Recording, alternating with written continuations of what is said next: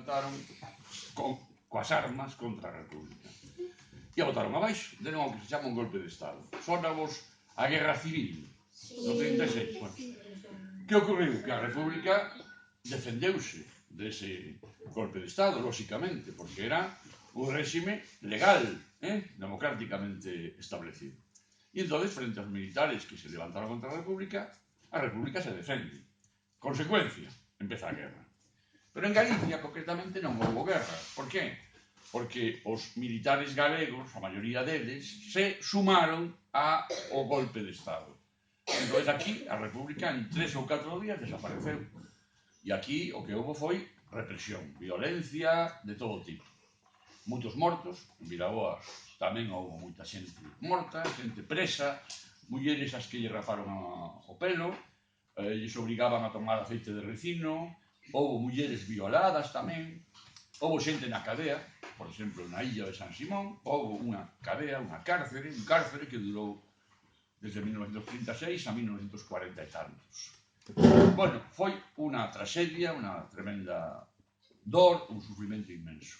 Aquí en Vilaboa temos unha asociación que se chama Arregaduxa. Vos sabedes que significa Arregaduxa? Bueno, que significa? Onde está Arregaduxa? Non vos sona? As curvas da Arregaduxa non vos soan? Sí.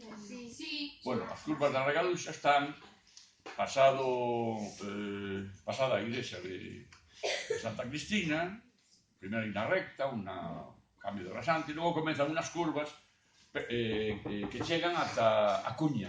Bien, en esas curvas da Arregaduxa aparecían moitos corpos mortos de persoas asesinadas polos fascistas, polos que deron o golpe de Estado. E nós organizamos unha asociación chamada así, Asociación da Memoria Histórica, perdón, Asociación Arregaduxa, Memoria Histórica de Vilaboa. Significa que queremos, pretendemos, e estamos traballando, conseguir que a xente que aínda vive e que viviron aqueles tempos, ou os fillos e fillas dos que foron represaliados en 1936, nos conten que pasou, como foi, en fin, o que sufriron, para que? Para seguir lembrando, para seguir tendo memoria daquela violencia, que non se volva a repetir nunca máis, e sobre todo para facer justicia. Porque non se fixo justicia, é dicir, non xuzgaron a aqueles asesinos, non foron xuzgados, nunca foron a xuicio, así como sabedes que, por exemplo, en Alemania ou en Italia, onde houve tamén golpes de Estado fascistas, despois, cando gañaron a Guerra Mundial os aliados demócratas, había moito que falar de todo isto, bueno, chamados demócratas, e houve xuicios e os culpables foron a cadea, vale? Aquí non, aquí os culpables non foron a cadea e moitos deles seguiron gobernando, seguiron mandando en España despois da morte de Franco. Bueno, Franco sí que vos sona, non? Sí.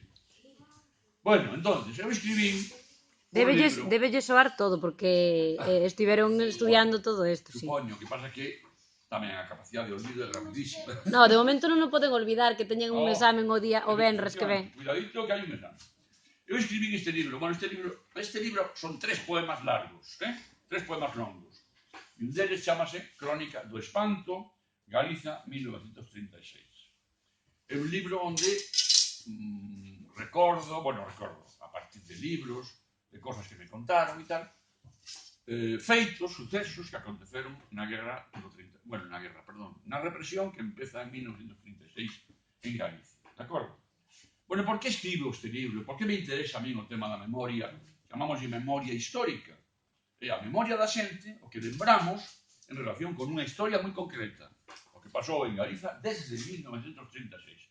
Non só en 1936, nos 3 anos que durou a guerra en España, máis logo, como sabedes, a longa dictadura dirixida, gobernada por Francisco Franco, que durou ata a súa morte, ata 1975. Bueno, esa memoria a mí me ven de familia, porque o meu avó, Darío Álvarez Limeses, que era médico en Tui e era republicano, foi fusilado o día 30 de outubro de 1936.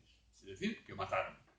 Entón, meu pai e os meus tíos sufriron moito, claro, esa morte, pero a nós, aos fillos, non nos querían contar nada para non facernos sufrir, e por outras razóns. ata que un momento, cando tiña 14 ou 15 anos, un pariente me contou todo o que pasara, e a partir dese momento, bueno, eu empecé a revivir, a querer saber máis sobre aquelas cousas. E despois, bueno, xa me fui comprometendo máis con este asunto, e esa, digamos, que sería a clave personal de por que a mí me interesa o tema da memoria histórica. Bueno, vamos ir lendo pouco a pouco os poemas, o poema, ¿no? Os versos deste poema, e parando para aclararvos que quero decir e a que me estou referindo. Aclaro de antemán que o poema non é nada fácil, pero non vos preocupedes. Cando se lee poesía, non hai que pretender entender todo. Entendemos, digamos, ao fondo, a música, entendemos algunhas imaxes, tampouco hai que explicarlo todo. A poesía, como todas as artes, é un instrumento de emoción. O que nos ten que provocar é emoción. Ten que atraernos emotivamente. E se ademais podemos entender, mellor. E canto máis podamos entender, moito mellor. Pero, bueno, como en todo, hai niveles de percepción, niveles diferentes de apreciación de un texto. Este poema meu está precedido por dous textos, dúas citas de dous parientes. O meu pai, que tamén era escritor, e o meu tío Emilio, que tamén era poeta e escritor. 4 versos de un poema en castelán do meu pai dirixido ao seu pai, recordando aquela morte violenta, que din: Padre mío, tu frente atormentada, me arden las manos puras del recuerdo, ahora que estoy buscándote y te pierdo por los rincones de la madrugada. Non vos lo explico porque se enrollaría moito. Pero está dedicado ao seu propio pai. E o meu tío Emilio imagina que o seu pai Darío Álvarez Limeses, médico de Tui, falaba coa súa muller no momento da despedida. Non foi así, porque o meu avó meteron na cadea, no cárcere, en xullo do 36, o mataron en outubro, e non pudo despedirse. Bueno, por carta, sí, quizás falando en algún momento, pero non pudo dar esta despedida que vos vou ler agora, que dice así: Eu non pido, María, que só veño onda vos a dar a despedida, que me levan a morte os infames, os tortos, os sañudos traidores. Bueno, e logo comeza o meu poema. Vou ler a primeira parte, unha serie de versos, primeiro prestar atención e logo vou ir aclarando algunhas cosas. Onde os desaparecidos entre as paredes do inverno, os nenos que se perderon no azar dun cambio de agullas, a rosa branca dos ollos dinamitados de espanto, o pranto extremo das nais de xullo do 36. Quen garda o molde en lama dos corpos dos paseados, o fogo electrizado da despedida en alba, o latexar do pulso dos que agardan sentenza, a tralla dos disparos desgazando a mañá? Onde a gasa de fume que delatou a Blein, a luz con que marchou Camilo Díaz Baliño, o pozo da razón onde caeu ingrávida Antonia Pardo Méndez en alerta de agoiros, onde ecoa o derradeiro estralo do sangue de Alexandre contra o cristal do día 17 de agosto. Bueno, entendíchedes algo? Algo sí, verdad? Bueno, pero sonou vos ben, sonou como música, verdad? Non digo que o poema este ben ou mal, digo que sona como música. Os poetas pretendemos que as palabras que transmitimos vayan acompañadas, teñan un ritmo e unha música. Esa música xa é, en principio, pode ser suficiente. Eu recordo nunha ocasión en que estaba eu en Bulgaria e escoitei a unha muller recitar un poema en búlgaro. Eu non sabía nada de búlgaro e non entendí nada do poema, pero me resultou emocionante porque sonaba como música e me resultou moi, moi bonito. Bueno, que fago? Que digo eu aquí, en isto que vos acabo de ler? Me estou preguntando onde están os desaparecidos. Hai moita xente que desapareceu no 36 e non apareceu nunca máis o seu corpo.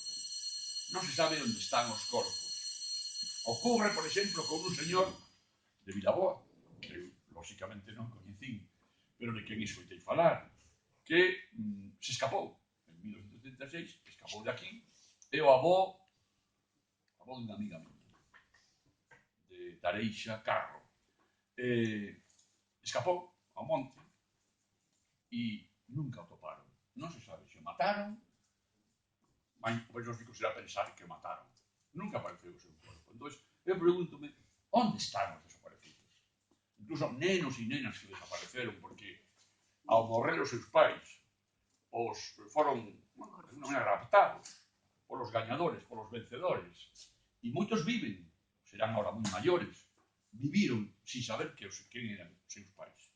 Ahora hai todo un movimento de xente, de asociacións que están intentando averiguar onde están aqueles nenos e nenas, que hoxe son vellos, que desapareceron, bueno, entre comillas, que foron raptados realmente polos vencedores.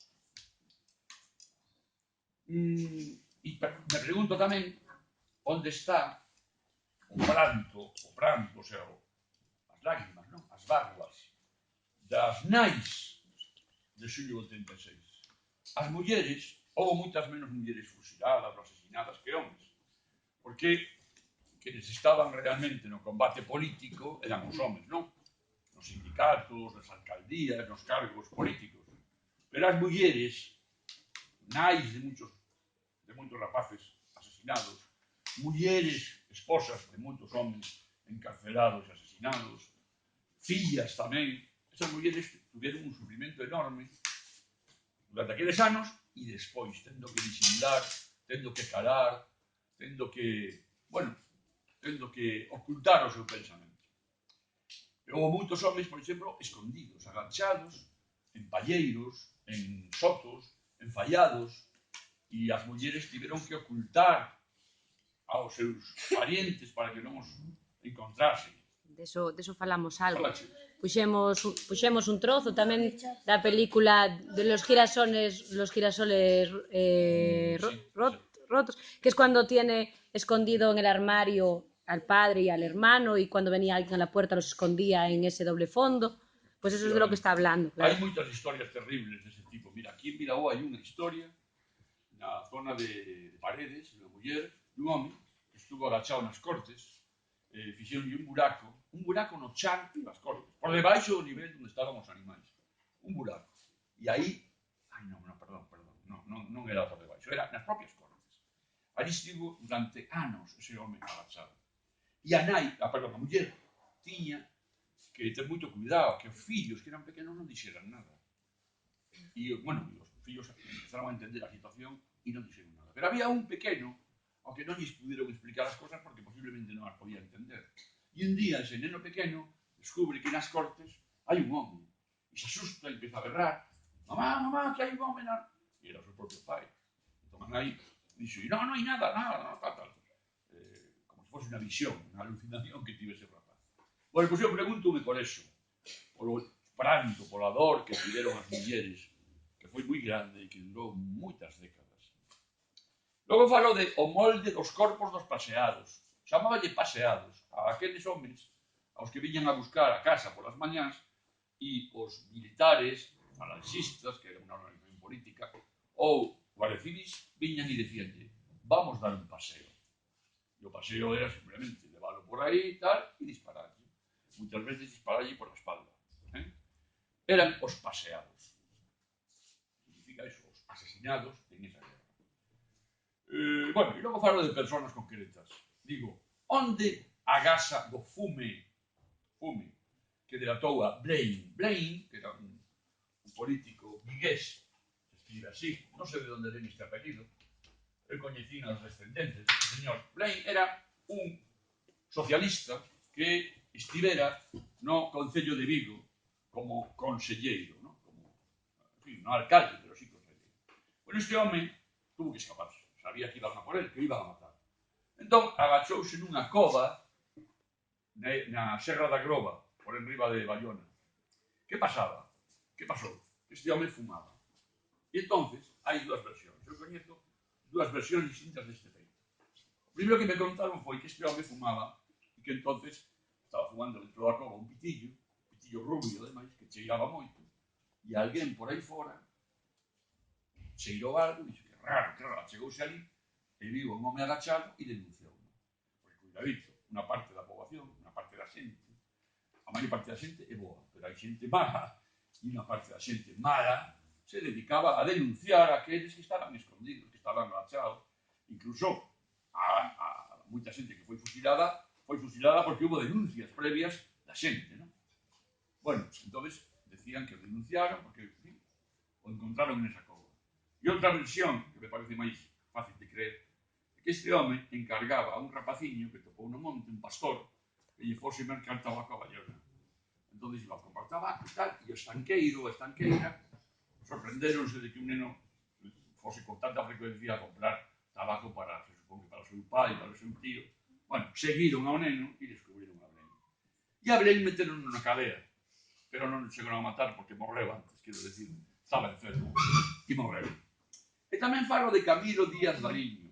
Camilo Díaz Variño era un pintor de Santiago, galeguista, pai de un artista chamado Isaac Díaz Pardo, que foi apresado polos seus perseguidores na casa que tiña en Santiago, non? E hai unha escena que lembra a xente que o viu como iba arrastrado polas rúas e berrando porque non quería que o levasen, porque sabía que iban a matar. A súa muller, Antonia Pardo Méndez, volveuse tola. Por eso digo, o pozo da razón, o pozo da loucura, onde caeu esta muller, Antonia Pardo Méndez, que se volveu tola, entoleceu desde ese día, como entoleceron as persoas ante ese terror bestial que viviron. E por último me pregunto onde ecoa, onde está o eco dos tiros que mataron a Alexandre Bóveda. Alexandre Bóveda era un líder do partido galeguista de Pontevedra e foi tamén fusilado o 17 de agosto. Alexandre Bóveda estaba casado cunha prima do meu pai, por tanto, eu, de alguna maneira, estou emparentado con ese señor, que é un símbolo, un gran símbolo do partido galeguismo no noso país. Isto está hasta unha, máis ou menos. No, Bueno, cando se aburre. No, cando ti vexas que... Mira, si queredes, podedes facerme preguntas. Non é necesario Claro. que teñades que estar todo o tempo Podedes preguntar. O podedes aburrir ou cansar. Podedes interrumpirme cando queirades e preguntarme o que queirades. Preguntarme en relación con isto.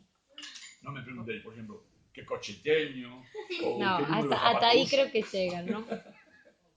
Non, porque teño experiencia. Nos pequenos, sí, nos pequenos pode ser. De moitos anos de profesor que cando teñen a oportunidade de preguntar de todo. Preguntan de todo. Contesto calquera cousa. Bueno, algunas das cosas que vos estou lendo, que vos estou contando, son moi duras, pero creo que tedes edade suficiente, parece, non?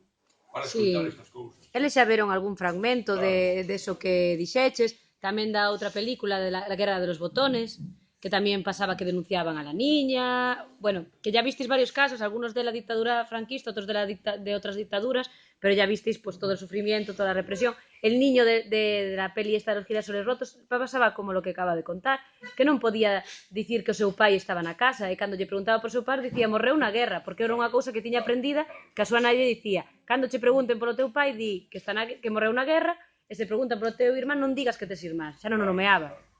Home, hai casos moi sorprendentes. Vamos contar casos concretos que eu coñecín de persoas. Prestad atención que isto vai vos quedar na memoria, e é importante todo o que lembredes desas cousas. As familias ocultaban moitas veces aos seus fillos onde morreran os pais ou as nais en algúnas ocasións, non? Por que? Porque o medo durou moitos anos, durou 20, 40 anos, había medo de decir onde morreran, ou porque querían olvidar, porque querían esquecer. Entón eu coñezo o caso dun señor que hoxe ten 80 e tantos anos e que hai 20 ou 30 descubriu que ao seu pai o mataron na guerra, non o sabía. Ele pensou que o pai morrera dun tiro na fronte de guerra, non. O seu pai collérono e o fusilaron.